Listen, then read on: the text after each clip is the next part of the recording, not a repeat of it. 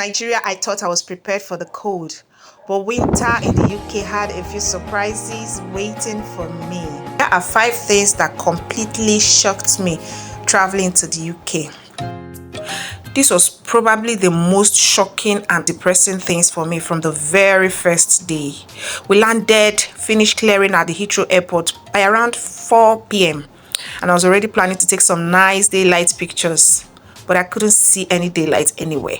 I kept telling myself, don't worry, it will get brighter when we step outside. Only to realize we were already outside. Instead of getting brighter, it kept getting darker. This was my first real introduction to UK winter.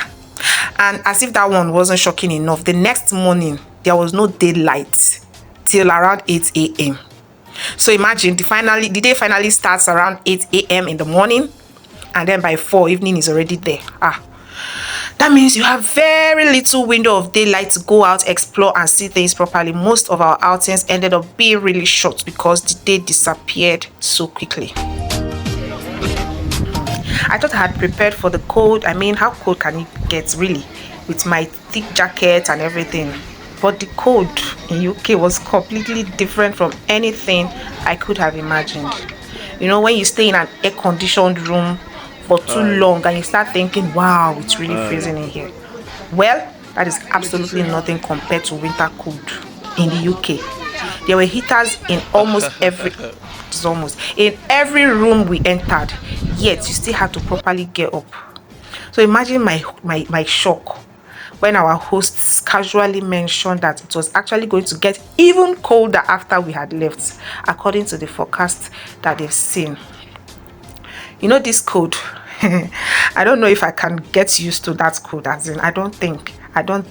Every time I think about going to the UK, I'm thinking about this number 4 and number 5. If it's in the winter, I just cancel it. Every single time we stepped out of a warm apartment or got out of a car with the heater on, it felt like someone had just opened the door of a deep freezer and I was standing right in front of it. I couldn't even take some walks. Like, you know, how you come out, see the abroad, take a walk. Walk where? The cold was cold, you know. Now they try. UK, well done. Wait, this place.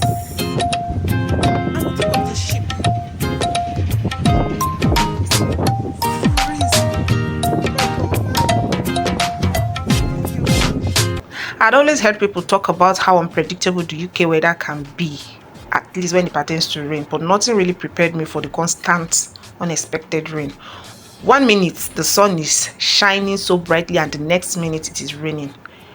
Those rain, it's not the kind of heavy rain that we are used to in Nigeria or something, but just light rain that comes suddenly and quite frequently. Like, it just messes up everywhere. Although the roads were good, but it was not a nice experience. So you almost have to keep checking the weather forecast constantly before stepping out, just so you know whether it is safe to move around or not. Sometimes the tires are slippery because, you know, it is wet. Most times the roads are just, one thing I noticed quickly was that the roads were almost always wet, like it had just rained not too long ago. Almost always, like, I don't know. Thankfully, their roads are well built. The roads are good. One thing I didn't expect was how quiet some tourist locations were during winter. We visited the Needles on the Isle of Wight, and it was absolutely beautiful. That place was beautiful. Dramatic cliffs, open sea, breathtaking views. Could literally see the Needles, like why they call that place the Needles. It was so beautiful. But surprisingly, there was no one in sight. Not a single, not one bed, no one in sight. We were the only people there. We had the entire place to ourselves. And I'm like, is this supposed to be a tourist site? You cannot blame them because, I mean, it's winter, cold, and all of those things will not even let people come out of their house, let alone come to the beach or the river side. So that place was totally empty. I'm not saying we saw 1 or 2 people. There was nobody in that place. We visited some other places that had crowd, like the Eye of London, the London Bridge, the Shard, those places there were people, but this particular place there was nobody in sight. So yeah, that was a shocker for me.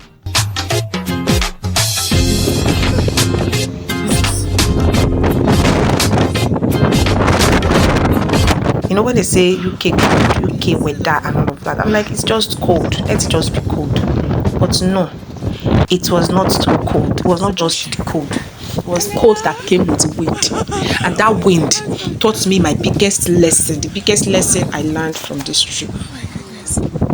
Nobody told me not to wear wig. Nobody told me to do braids. Me, why will you even wear wig and you not be tying it? What is the beauty in it? I got my wig. Like I brought it, like, you know, to wear wig now.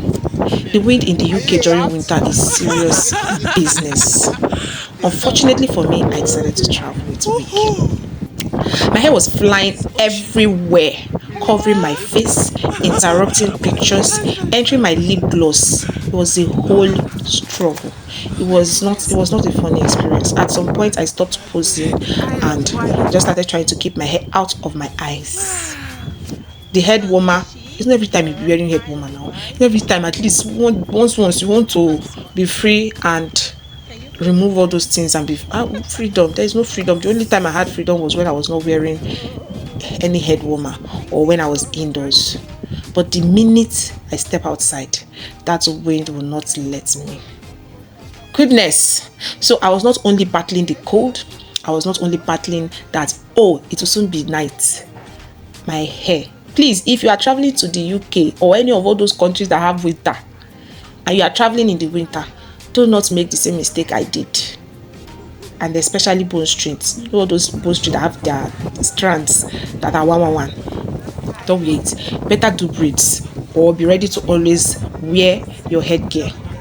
Because it was not a funny experience for me. If not that the hair was, should I say, new or original, it will not be able to stand the test of that wind. The wind would have blown me and blown the hair away itself. So this is the list. But despite the cold, the rain, the wind, and the early sunsets, the trip was still such an amazing experience.